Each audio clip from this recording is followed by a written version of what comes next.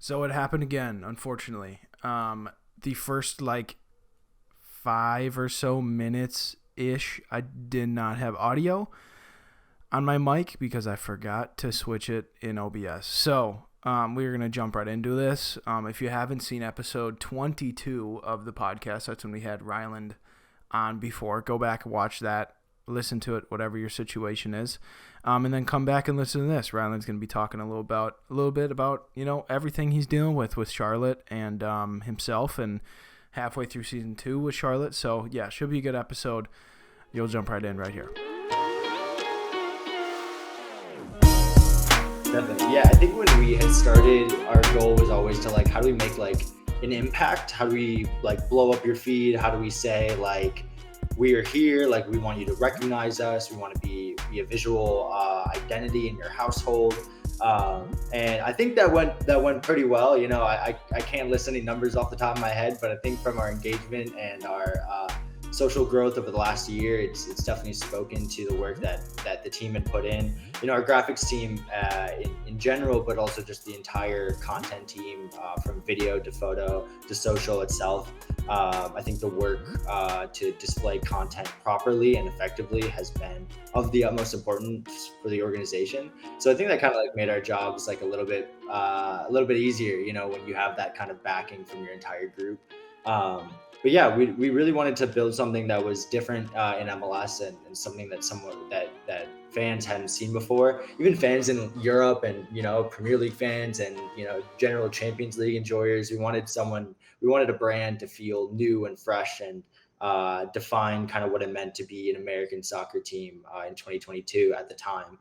Heading into 2023, the sentiment remains the same. We want to be explosive, and we want to be engaging and captivating, and we constantly want to push the boundaries. I think last time we talked in January, my team was 6 people. We had 6 people spreading from photo to video to design and social. And now we have 15, 16 people on staff just dedicated to content alone, which is amazing investment from the organization to say, we prioritize you. We want you to be here and make content. It's clearly effective to bring in, especially with things like the Apple deal coming through, and just the general landscape of soccer, exploding, within North America and in the Carolinas. It was really cool to see our team grow to what it is. Yeah, it's been a blast.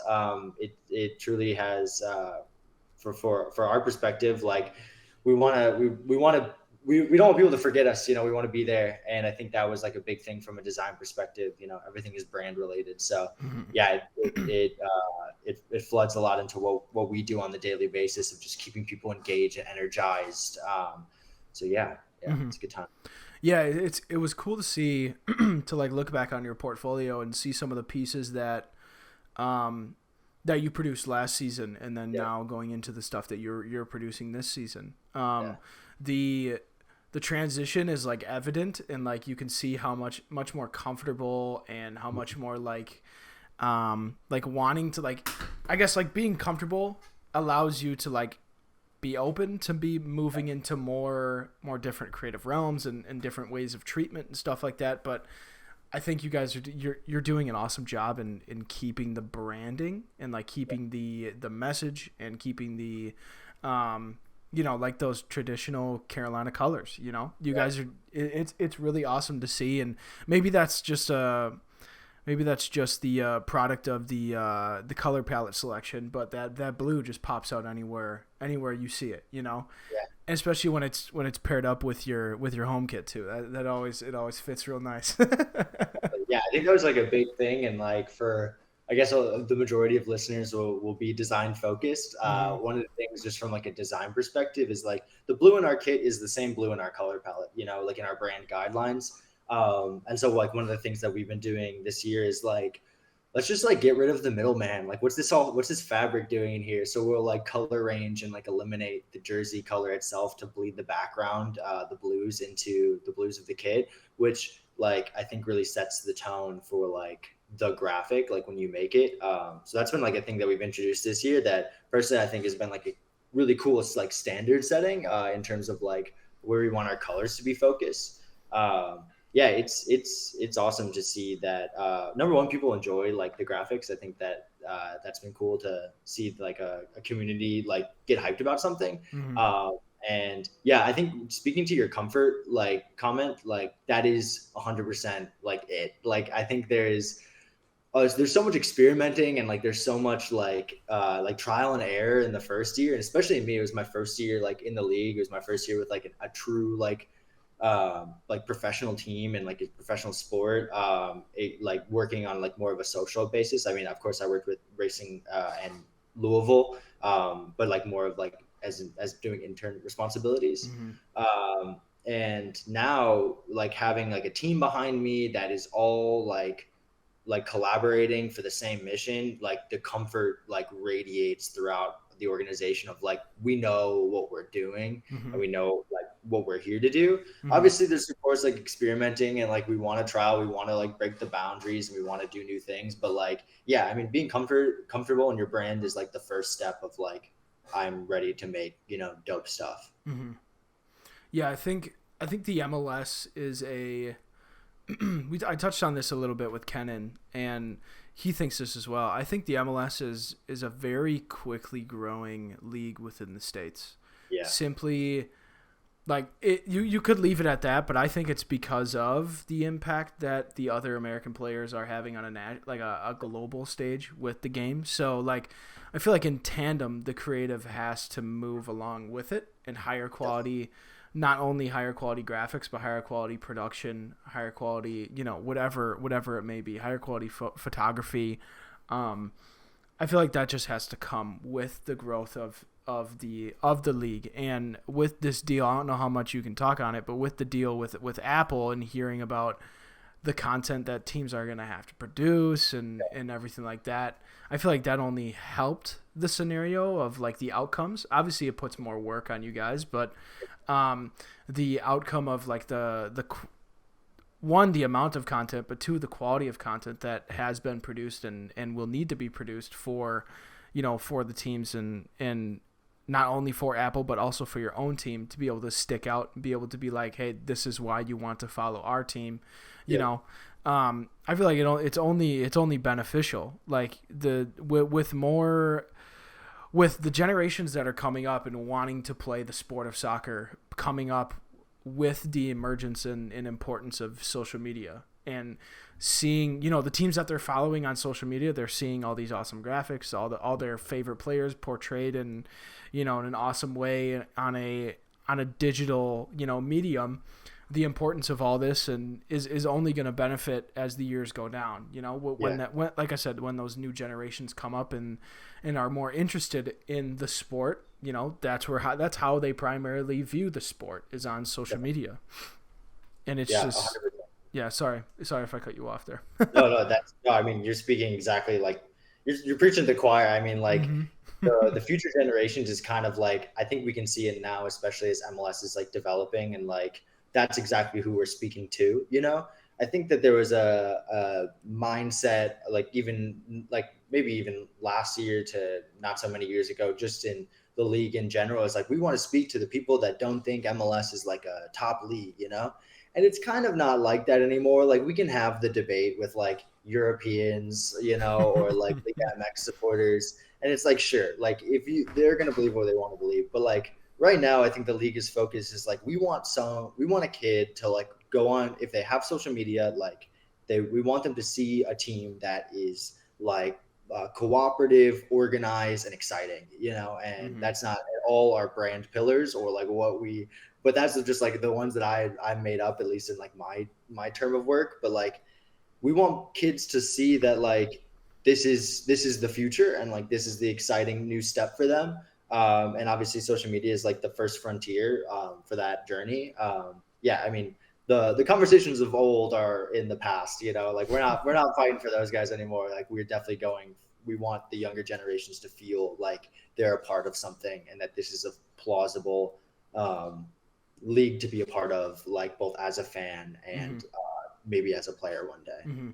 So when you guys were developing how you attack your creative this Yeah. season, how much did you take in since obviously last year, like you had to take in everything, right? You had to consider everything, and then that first year is out of the way. How much did you take in fan and like audience impact into what you were developing?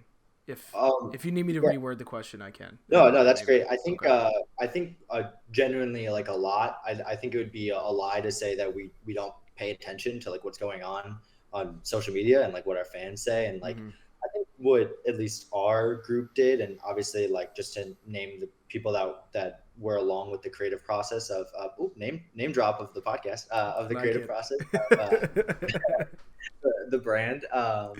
We Taylor Banner and Tessa Hansen our design our manager, and then our other designer. We we really looked at like what worked and what fans appreciated. We have great like engagement numbers to go off of. Mm-hmm. Uh, and we looked at just a lot of like what like you can tell like what kind of graphic fits better on the feed for our fans and what's interacted with it more. And I think that really helped kind of steer the ship. From a creative perspective, we knew like what we wanted to focus on, and we knew like what had worked. But we kind of took all that data and like all that information and like learning moments, and then tried to build something off of it. I think the biggest thing was like you can't go and blow it out of the water like right off the bat. I think what we decided was we really wanted to like hone in what we had built last year, and then just kind of like whittle away at it, take out the miscellaneous parts, take out the things that we didn't see fitting into the future, and then just kind of like adapt it and reshape it to how 2023 might look and feel. Mm-hmm. I think that was really important for us, and we took our time. I think to rush through something like that just never benefits you. But when you have a team that like wants to work through the processes, it was really an organization that understands that you have to work through the processes is really Right. important. And so yeah, we looked and listened to everything. We didn't want to. We felt we had built something so good that it wasn't worth not looking into like how it was done to Mm-hmm. then shape like the future of it. And obviously like, yeah, we made mistakes, and there are things that we changed. There are things that we started this season with that we have now shifted away from. And I think that's just like the growing process of it. But yeah, I mean, everything counts when you're building stuff like that. Mm-hmm. Well, what's your what's your opinion on the Charlotte FC fan base? Oh man, dude, they're they're the best. They're of course like Obviously, you weren't gonna be like you're awful. yeah, no. I truly like yeah, I think everybody can understand that like the Charlotte FC fans are like in my opinion the best fans in MLS. I think everybody sees how much passion they put into it. They give it to us, they're no strangers to like social media banter. They want to let their voice be heard, and I think that's very valid. Obviously like fan bases like across the world have like a specific culture. But I think like what I just really love about the Charlotte FC fan base is like how you can kind of like you can really put the person to it. I think it's super easy to like group in like fan bases, but I think our fan base does a really good job of like humifying themselves, which is nice. They feel and they desire and they love just as much as the rest of us. I think that some of them don't know how big a front office it actually is, and that a front office is a million people, like it rather than just a select few. But yeah, I mean they're the best. They give our guys so much support, and we truly couldn't ask for a better fan base shifting in from 2022 to 2023. Yeah, it was very nice to see the continued support. Yeah. Like where did you guys finish last year? Oh, Like middle of the right pack, below the playoff line. right below. Yeah, so Yeah. like middle of the pack, almost Yeah. playoffs. Which like for a first team, like first season is pretty respectable, I would say, Yeah. right? Pretty respectable. But then like going into the next season, obviously like the first season is going to be like hype, right? That's going to be like almost, I don't want to say pure hype, but majority of the consistent fan base coming is just to be like, oh my God, there's a new team. There's a new thing to do. Let's go. Right. Yeah. But seeing the continued support throughout the next season going on, it's fantastic. Yeah. Like do you guys For regular home games, do you sell the upper bowl, or is it just 1 and 2? It's just the lower bowl. Yeah, Just lower we had bowl. our last match versus Cincinnati. We sold the upper bowl, but yeah, most of the time we're sitting at about like 32,000 per match, so that just about fills the lower bowl. Which is insane. Which It's is awesome. really that's so good. Yeah, Like honestly, like I can't. This probably will never happen. But like with MLS seeing the success of like soccer dedicated stadiums, yeah, I'm only like it. There's gonna be a day, and I think it's gonna happen in Charlotte, where your soccer stadium is gonna seat more than your football stadium.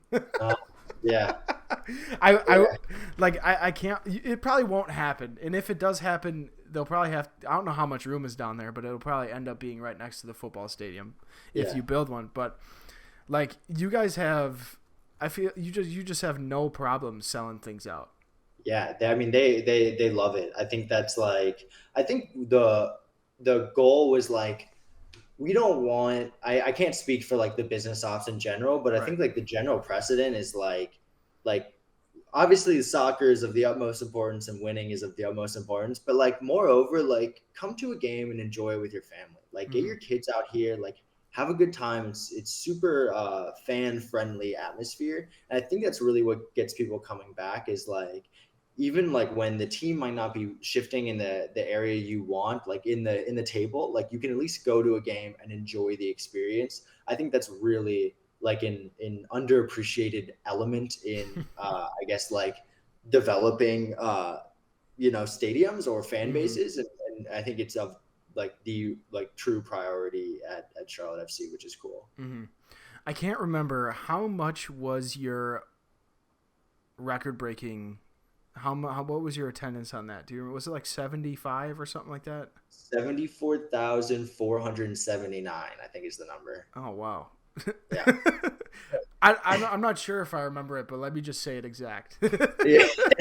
I think I was like I couldn't remember if the seven or the four were in a different spot. Right. Yeah, 74,000 was our record, and then we got 69,000 or close to like near like teetering 70,000 for our first match of this year. Mm-hmm. So we I mean the Carolina show out. It's crazy. It's super cool. They do show up, man. It's Yeah, really awesome to see. I guess like one more thing before we move into a interesting topic that I've never talked yeah. about. What what have you seen from year one to year two that has kind of like morphed or changed like creatively for yourself? Oh man, that's a great question. I think like for me, the biggest thing is like comfort and responsibility. I think what I really am I'm just so thankful for is the responsibility to like be in this lead position now and like take on bigger projects and be in like bigger meetings, and kind of like steer some element of the ship creatively, which like puts just like a really good feeling like at the forefront of things, just being like this is what I'm doing. Like, this is what I'm here to do. This Mm-hmm. company trusts me. My coworkers trust me. And that's helped wonders with like creativity, you know? And then I think, yeah, just comfort in the brand, being able to work with it as much as I have been, like, I feel like it's almost a part of me. I like, you cut open a vein and it's Carolina blue. Right, Uh, right. but yeah, I think that comfort itself is really special, and again, I think I didn't necessarily see it coming. To like nobody really predicts like that kind of thing to have an impact on your work. You're kind of just like, oh, this is just what I do. This is how I've been doing it. But when you're working with the same brand for 2 years, it really has an impact on your level of comfort with it. Which, like, saying it out loud, I mean, it's probably like, yeah, duh. Like, you work with the thing Mm-hmm. long enough, and it becomes like second nature. Like, sure, but I think like just self confidence, is a major thing. Like being able to say like, yeah, I made that. It's dope. Like my coworker made that. That's dope. Like we're that's what we do. I think Mm-hmm. that's a huge element. I've just appreciated so much, and obviously I meant, as I said before, like the trust in the organization to keep that up is just so impactful for Mm-hmm. me.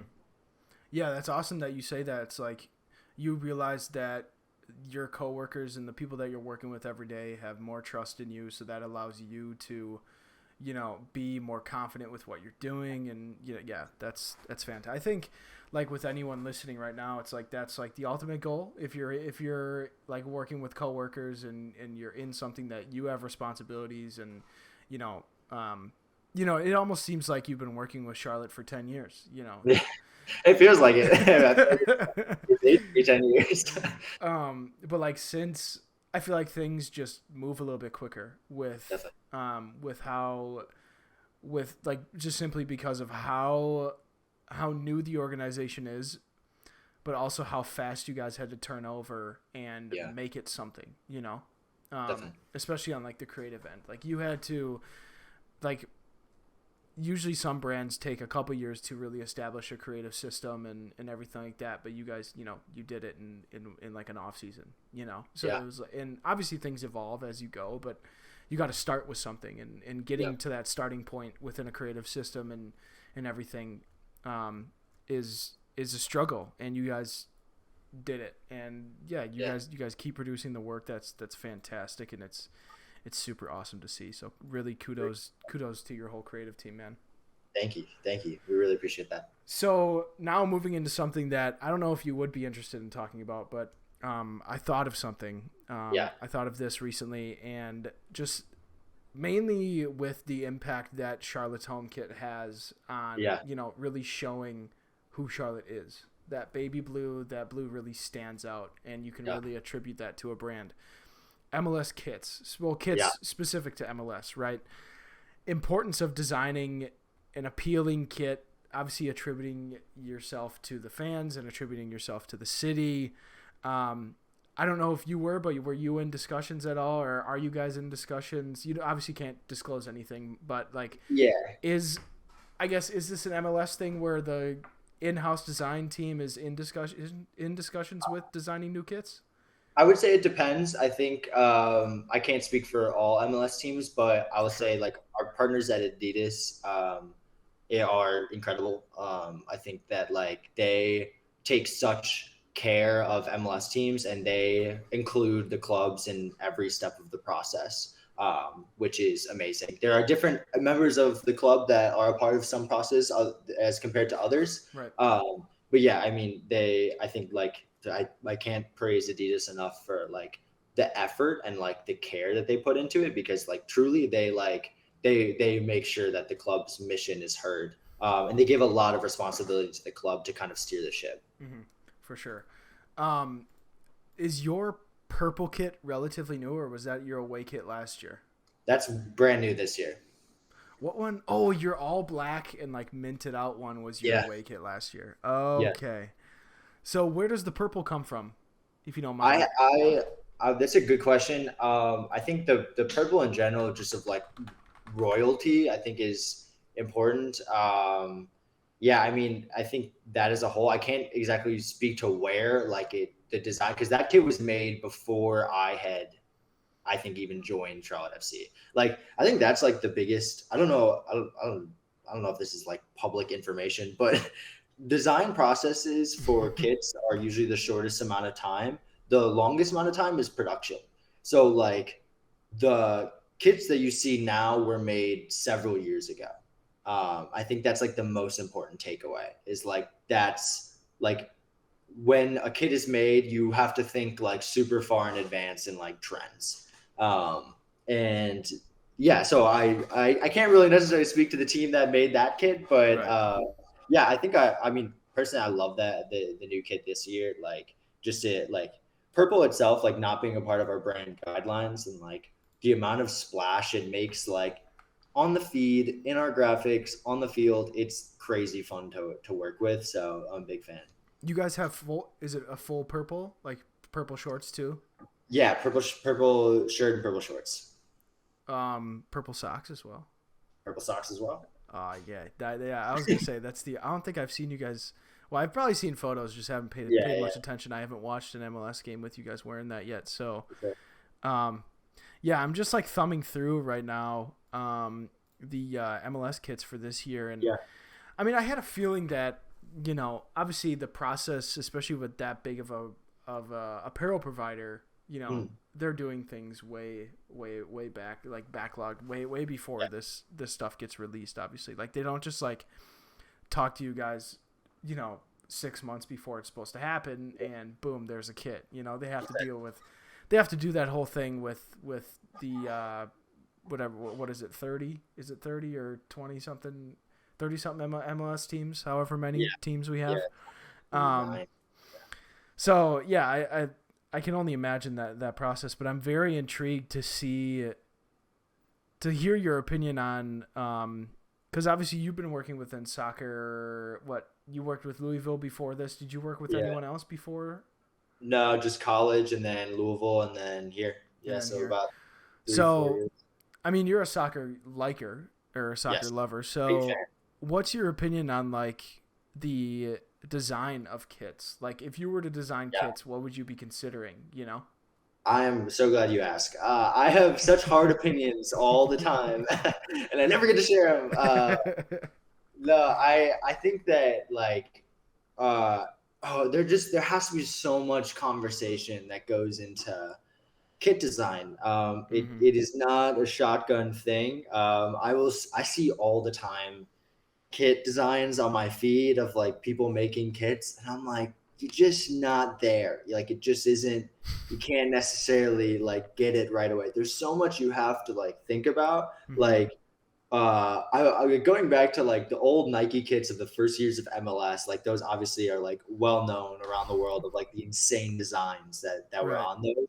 Like that doesn't exist anywhere because like we care about our players and want them to wear like comfortable stuff, and Yeah, like those are like trash bags. exactly, yeah, they're like canvas, like it's Uh-huh. it's not comfortable to run around in, and so there's been all this innovation in like technology to like make good quality kits, so that limits you on what you can actually print on them, and you most of the time you can't really print much on them anymore. hmm Which like at the end of the day, like sacrificing that sure for an actual performance based kit, I think is the priority.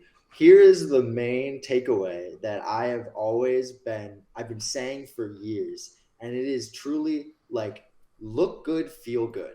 Like if you as a player, I truly believe if you as a player look good and feel like you look good in the jersey you wear, then you're going to perform better. And that is my like, and everybody's kind of like, yeah, sure, I guess. But like genuinely, like go like I would go compare like the records of like people like players performing in really popular kits and and like really cool kits that like everybody universally and be like, yeah, this is dope. I love hmm that. As compared to like a whatever kit, like the difference is truly staggering. Like I truly believe like we had a great record in our mint kits last year, and I think it was because the players were like, I look sick, like I look like really cool. And I think like not that our primary kits don't look cool, they look awesome, but our mint kits objectively looked really sick, so like people want to wear and feel comfortable in them. Well, Collar, usually sleeves, with your home kit, you want to be like a little bit more like traditional yeah, because you're gonna be 100%. wearing it at your own place, and it's got to connect a little bit more to where Yeah, your away kit you have a little bit more freedom, a little bit yeah, more, a little bit more freedom to do whatever you want.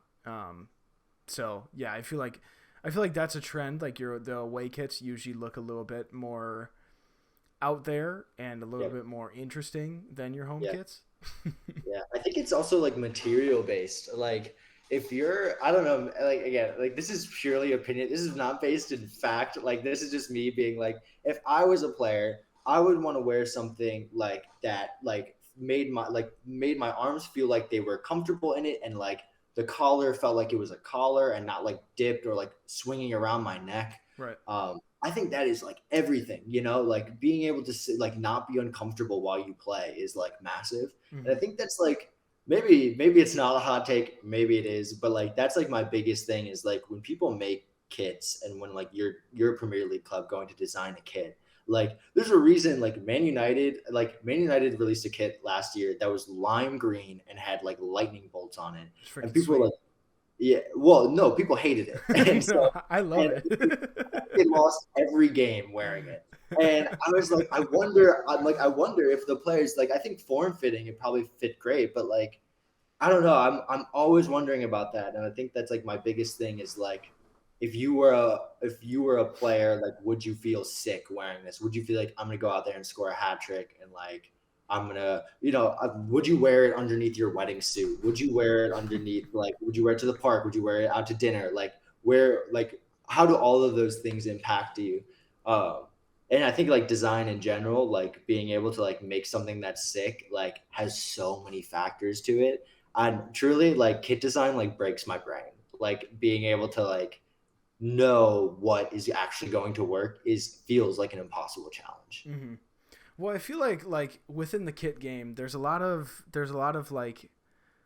color and colorways that can like that are like always like a staple. Like Yeah, if you go like all black and gold, that's always seems like one that's gonna sell really well. yeah, Um, in your case, like the mint like makes sense. yeah, Like the mint made sense for you guys. But like with like LAFC, like when they redid their home kit, it was like Art Deco pattern, but it was really only black and gold, and that yeah, shit sold like hotcakes.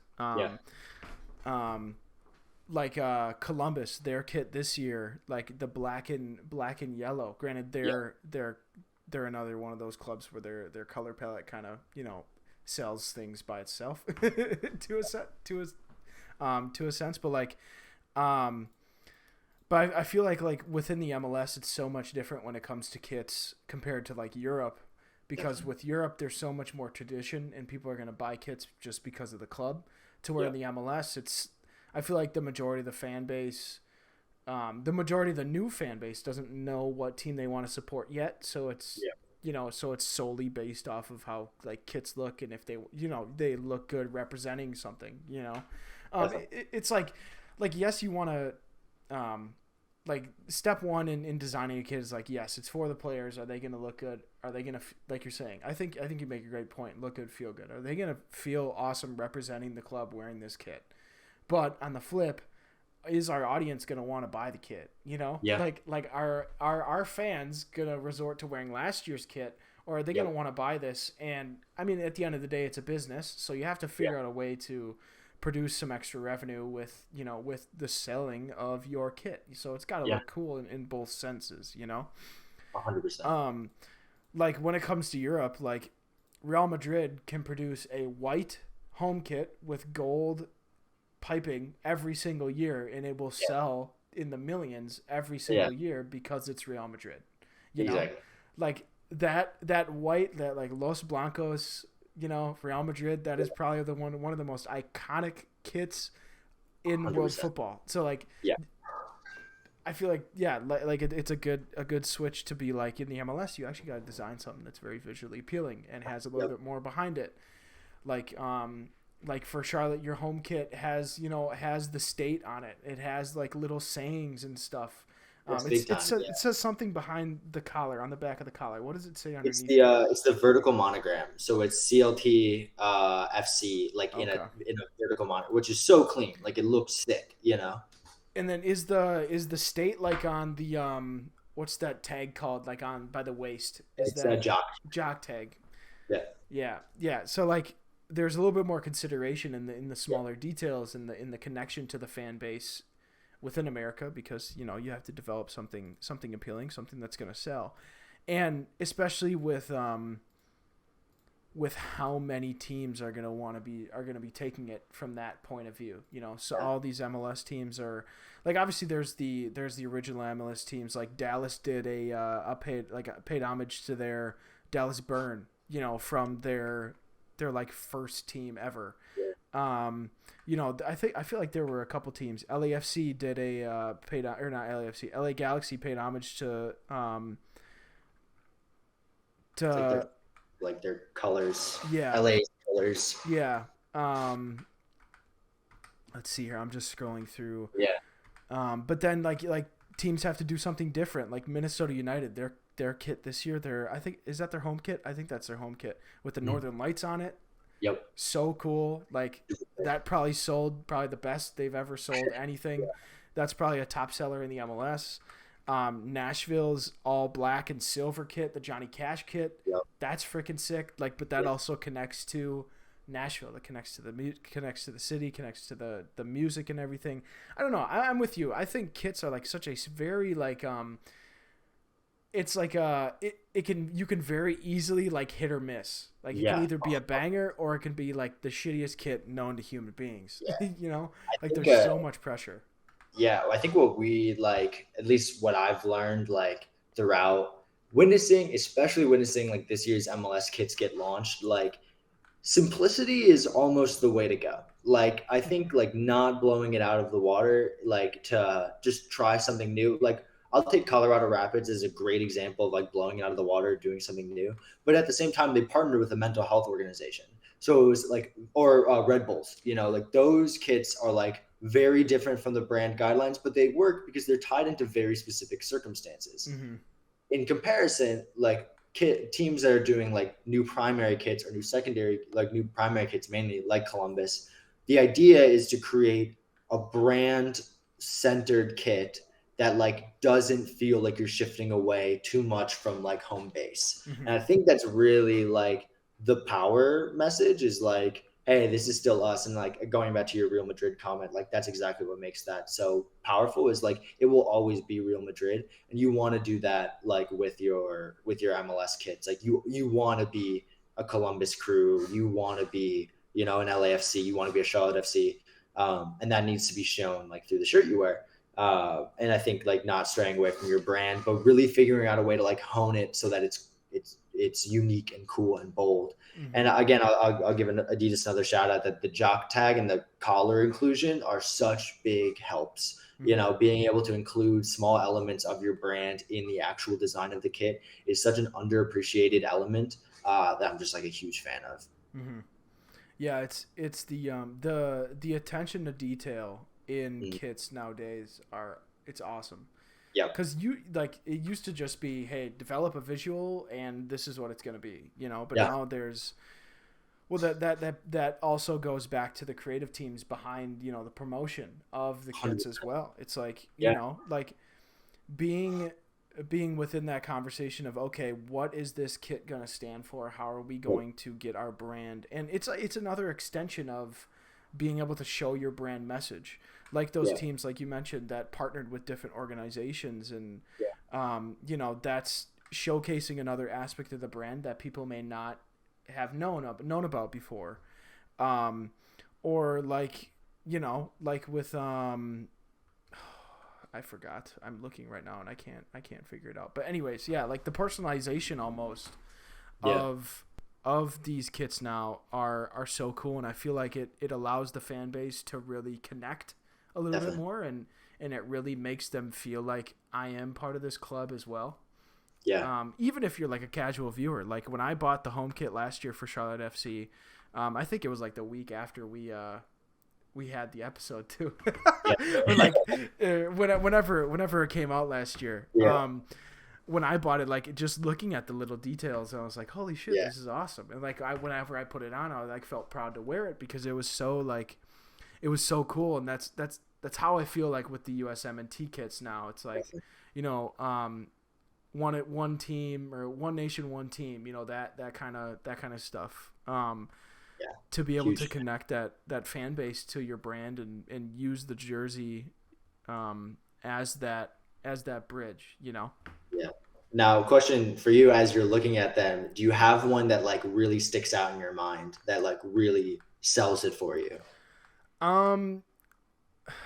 My two favorites from this year are probably Minnesota and Nashville.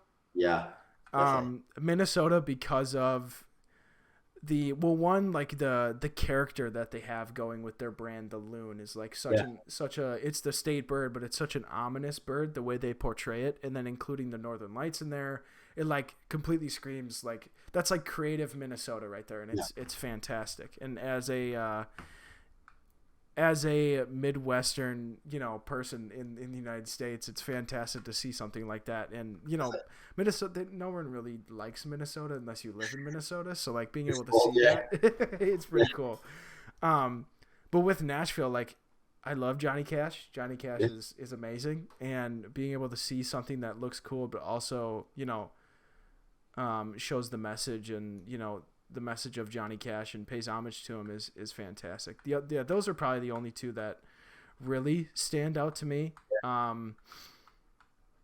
don't know, just kind of going back and forth. And I love that explanation, like for like liking Minnesota for how much it tied into Minnesota's like identity, and then Mm-hmm, liking Nashville's because like you like Johnny Cash, like it feels mm-hmm, like a good representation of what a Johnny Cash kid could be. Because someone might argue they should have had a guitar like strapped on the side, and they should have had like his lyrics or something like mm-hmm, on it.